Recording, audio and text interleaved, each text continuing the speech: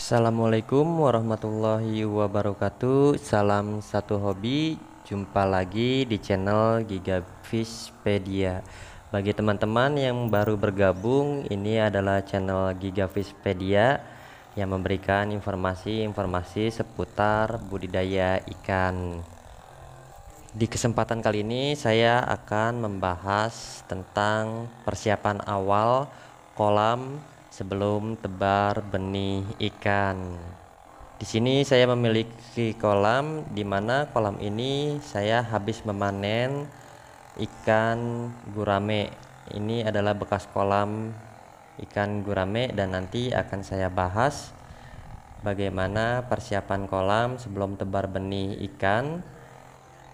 Bagi teman-teman yang ingin menanyakan seputar budidaya ikan, bisa tulis di kolom komentar. Di sini saya membahas banyak tentang budidaya ikan, yaitu budidaya ikan gurame, budidaya ikan patin, budidaya ikan lele, dan budidaya ikan yang lainnya. Oke teman-teman, simak terus video ini sampai selesai. Selamat menyaksikan. Oke teman-teman, kita lanjut. Dan ini adalah video dimana saya habis memanen ikan gurame ya teman-teman. Di sini masih ada sisa ikan guramenya yang tinggal sedikit, dan ini kolamnya akan saya keringkan terlebih dahulu untuk mengangkat sisa-sisa ikan yang ada di kolam ini. Di video sebelumnya saya sudah membahas tentang panen ikan gurame serta menghitung total keuntungan budidaya ikan gurame. Dan di kesempatan ini dimana saya sedang mengeringkan kolam dan akan mengangkat semua sisa-sisa ikan gurame yang ada di kolam ini, yang nantinya akan saya tebarkan benih ikan gurame kembali setelah panen ikan gurame ini. Jadi di sini adalah ikan-ikan sisa.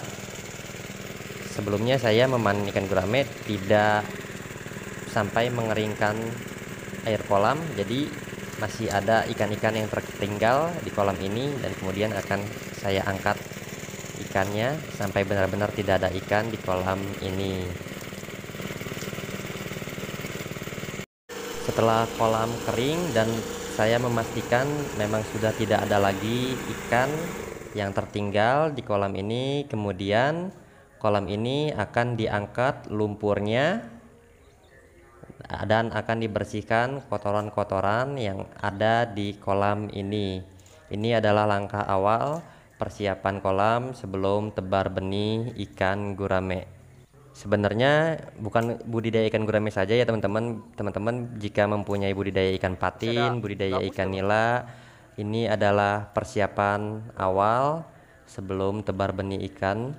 Jadi lumpur-lumpurnya diangkat terlebih dahulu karena ini kolamnya ini sudah lama sekali tidak diangkat lumpurnya, dan habis saya memanen ikan, saya pasti akan membuang lumpur-lumpur yang ada di kolam ini, karena jika tidak membuang lumpur-lumpur yang ada di kolam ini akan membahayakan bagi benih-benih ikan yang akan ditaburkan kembali ke kolam ini.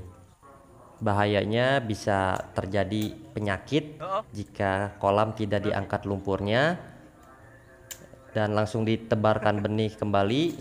Dikhawatirkan benih ikan tersebut akan terserang penyakit dan menyebabkan kematian massal pada benih ikan. Inilah dia proses pengangkatan lumpur dengan menggunakan skop. Jadi lumpur-lumpurnya diangkat sampai benar-benar bersih, tidak ada lumpurnya di kolam ini. Jika teman-teman di rumah juga memiliki kolam tanah seperti saya ini, alangkah baiknya setelah panen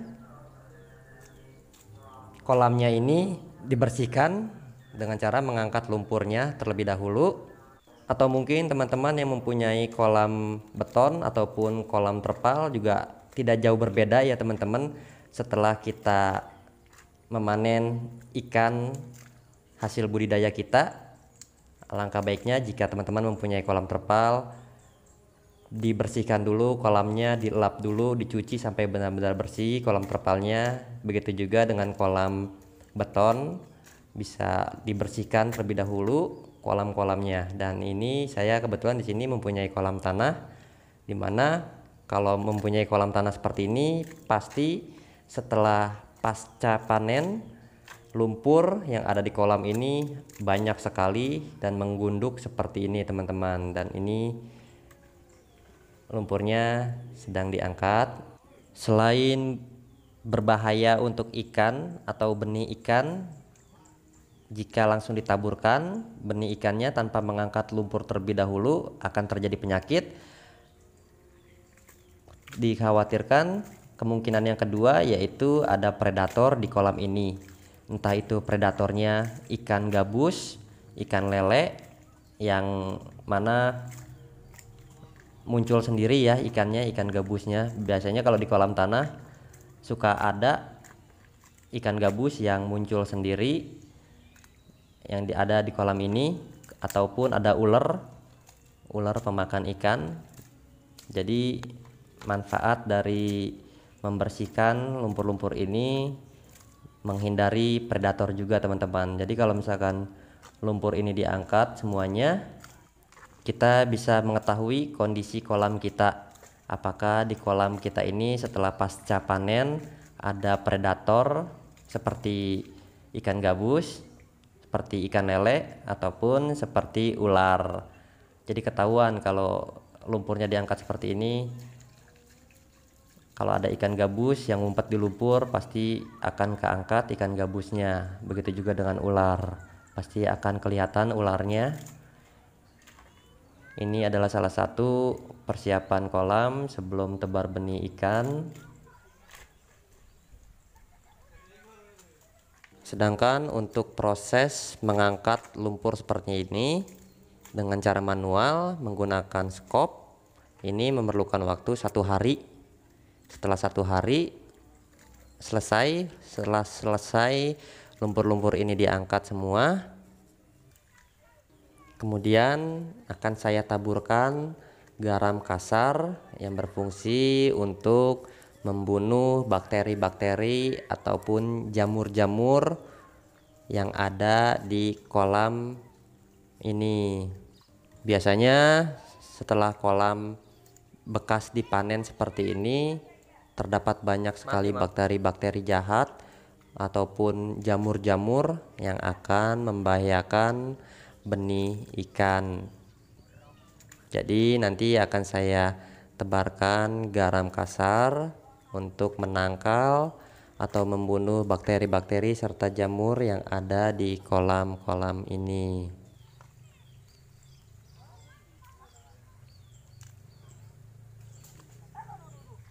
Ya teman-teman, setelah tadi teman-teman menyaksikan mengangkat lumpur, dan sekarang lumpurnya sudah bersih, sudah tidak ada lumpur lagi di kolam bekas ikan gurame. Kemudian saya mempersiapkan garam kasar seperti ini teman-teman. Bagi teman-teman yang belum mengetahui fungsi ataupun manfaat dari garam kasar ini untuk budidaya ikan, yaitu manfaatnya ada banyak.